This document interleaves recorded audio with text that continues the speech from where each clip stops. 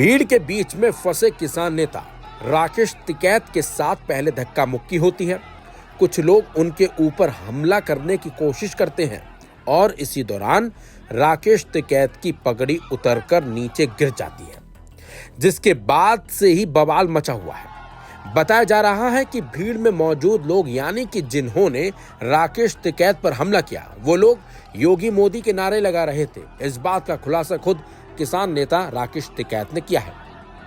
ये तस्वीरें मुजफ्फरनगर की हैं, जब पहलगाम आतंकी हमले को लेकर जन आक्रोश रैली निकाली जा रही थी। इसी रैली में किसान नेता राकेश टिकैत भी शामिल होने के लिए पहुंचे थे, लेकिन इस रैली में अचानक से बवाल और हंगामा मचना शुरू हो गया। रैली में राकेश टिकैत के साथ धक्का मुक्की की गई।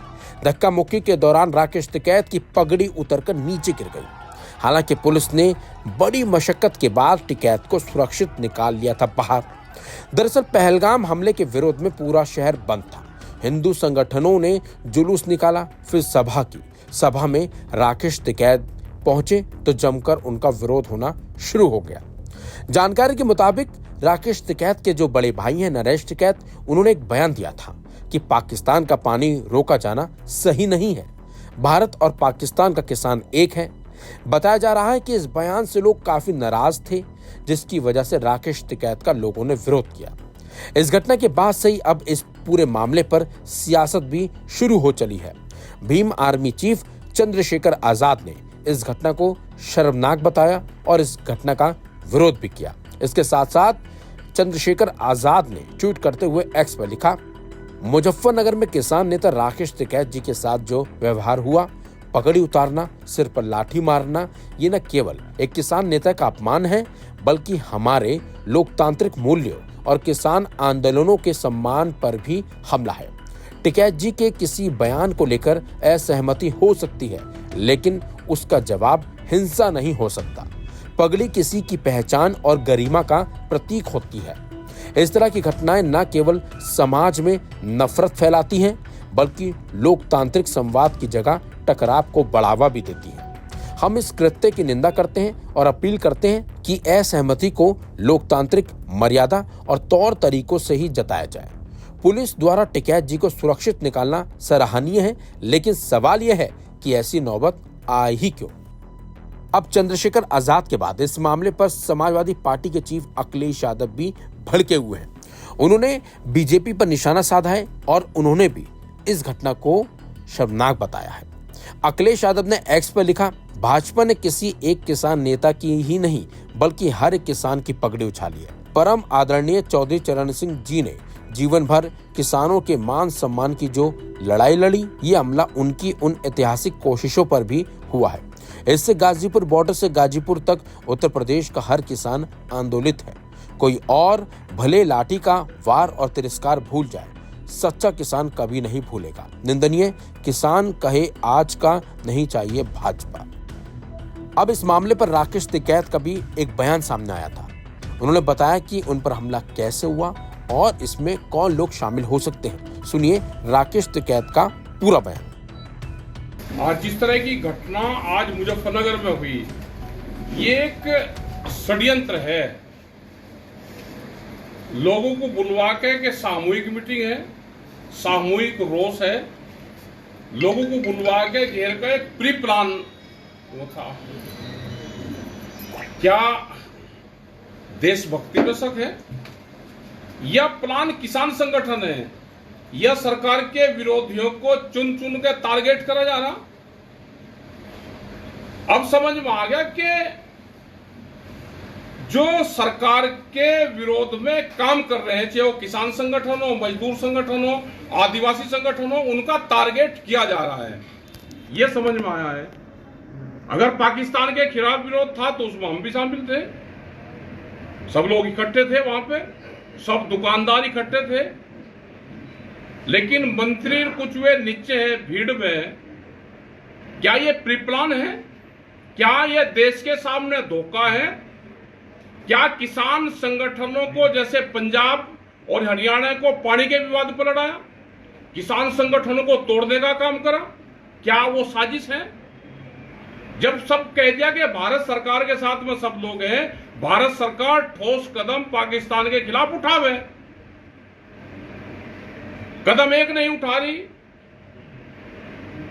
पूरा देश साथ में है इस मुद्दे पे, लेकिन क्या टारगेट उस बहाने से दूसरे लोग कुछ करा जा रहा है? क्या विरोधी देश में रहेगा नहीं उसको खत्म करने की साजिश है? हम कल देशभक्ति का भी परिचय देंगे। हमने पहले भी कहा कि हमारे जो 4 लाख ट्रैक्टर दिल्ली में गए, सरकार बतावे कि कहां पानी रोकना है, मिट्टी लेकर चलेंगे।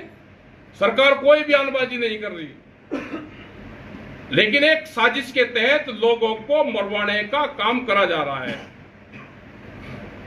हम कल अपने बैनर पे, किसान संगठन और मजदूर के बैनर पे, कल मुजफ्फरनगर में हमारी कल मीटिंग होगी, हम अपना रोष प्रदर्शन करेंगे। और हमने सभी दुकानदारों से यहाँ पे है कि जैसे आज उन्होंने भागीदारी निभाई, कल भी वे भागीदारी निभाएं। जो लोग उनके रास्ते से आए उन्हें पानी पिलवाए हुए। हम ये नहीं कहते कि आप दुकानें बंद करो, लेकिन वे खड़े होकर, कल अगर वे खड़े होंगे तो ये लगेगा कि ये देश के समर्थन में खड़े हैं, वे किसी पार्टी के उसके नहीं हैं। तो सब लोगों को कल साथ आना चाहिए। बहुत लोग कल आएंगे और कल हम वहां से निर्णय लेंगे। हम किसान संगठन का निर्णय भी लेंगे और देशभक्ति का परिचय भी देंगे। जो एक माहौल खराब करा जा रहा है, पहले हिंदू मुस्लिम था, फिर जातिगत हुआ, फिर हिंदू। भाई हमारे से बड़ा हिंदू कौन सा होगा? क्या सर्टिफिकेट नागपुर से लेना पड़ेगा हमको? क्या जो वहां से नहीं लेगा वो देश में हिंदू नहीं होगा, वो लड़ाई नहीं लड़ सकता? तो ये एक बड़ी साजिश है, बालकों को शराब पिया के जाकर विरोध करवाना।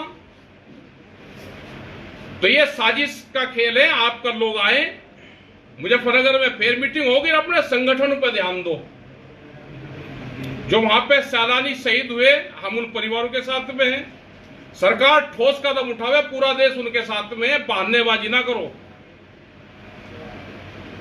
हमें मिलिट्री पे विश्वास है, अपनी सरकार अपना काम करे, लेकिन यहां पे जो लोग साजिश रचने का काम कर रहे हैं, उसके खिलाफ अपना प्रशासन यहां का है, वो अपना कार्रवाई करे।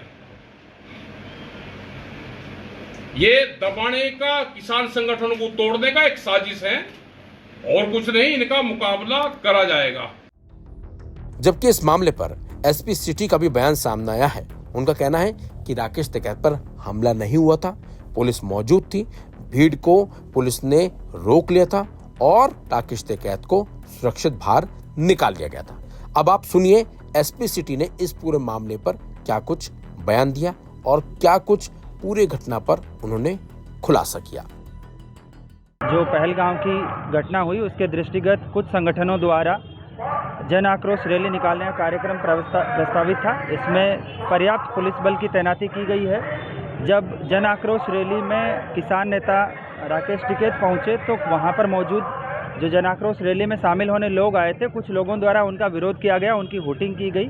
वहां पे पर्याप्त पुलिस बल मौके पे मौजूद था। मौके पर पूरी तरह से शांति व्यवस्था कायम थी। जब लोगों द्वारा उनकी हुटिंग की गई तो वह स्वतः खुद ही वहां से मौके से चले गए। और इसके अलावा कुछ लोकल मीडिया ग्रुप्स में उन पे हमले की इस तरह की बात आई है। हमने पूरे फुटेज देखे हैं, वहाँ पे कैमरे भी लगे हैं, सीसीटीवी फुटेज का भी अवलोकन किया गया है। और जो आप मीडिया बंधुओं ने जब वहाँ पे कवरेज की है, उन वीडियोज़ का भी अवलोकन किया है। उन पर किसी प्रकार का किसी ने कोई हमला नहीं किया है।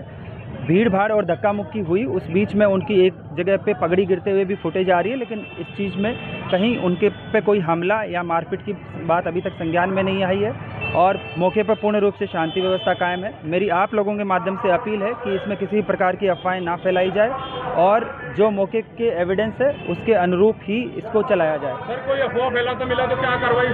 अगर जनपद मुजफ्फरनगर में कोई भी शांति व्यवस्था खराब करने के लिए किसी प्रकार की अफवाह फैलाता है तो जो वैधानिक कार्रवाई होगी, नियमानुसार वो वैधानिक कार्रवाई उसके खिलाफ अमल में लाई जाएगी।